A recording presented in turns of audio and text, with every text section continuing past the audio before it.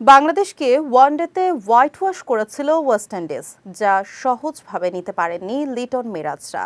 তাই দুর্দান্তভাবে ঘুরে দাঁড়িয়ে টি-20 সিরিজে ক্যারিবিয়ানদের হোয়াইট ওয়াশ করেছে টাইগাররা। এই জয় দিয়ে ওয়েস্ট ইন্ডিজ সফর শেষ করল বাংলাদেশ দল। বিস্তারিত জানাচ্ছেন সঙ্গীতা শাহ। আজ কিংসটাউনে সিরিজের তৃতীয় ও শেষ টি-20তে স্বাগতিক ওয়েস্ট ইন্ডিজকে ৮০ রানের বড় ব্যবধানে হারিয়েছে টাইগাররা। প্রথমবারের মতো ওয়েস্ট ইন্ডিজের মাটিতে ৩ ম্যাচের টি-20 সিরিজে ক্যারিবীয়দের হারিয়ে ধবল ধোলাইয়ের স্বাদ পেল বাংলাদেশ।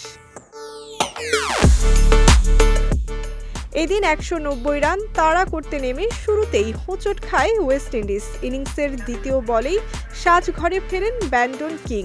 ৫ বলে ৬ রান করে ফেরেন জাস্টিন গ্রেভস। ইনিংস বড় করতে পারেননি নিকোলাস পুরানো।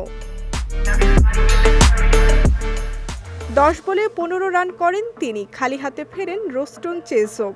এরপর ২৩ রান করে জনসন চার্লস রান আউট হলে দলীয় ৪৬ রানে ৫ উইকেট হারিয়ে বিপাকে পড়ে ক্যারিবিয়ানরা।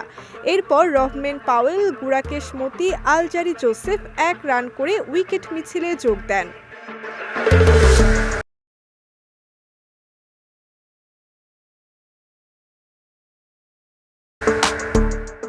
তবে এক প্রান্ত আগলে রেখে লড়াই করতে থাকেন রোমারিও শেফার্ড। ২৭ বলে ৩৩ রান করে এই ডানহাতি ব্যাটার আউট হলে ম্যাচ থেকে ছিটকে যায় ওয়েস্ট ইন্ডিজ। ৪ রান করে ওবেদ মেকয় আউট হলে ২০ বল হাতে থাকতে ১০৯ রানে গুটিয়ে যায় স্বাগতিকরা। এতে ৮০ রানের বড় জয় পায় বাংলাদেশ। সঙ্গীতা শাহ, বিজয় টিভি, নিউজ ডেস্ক।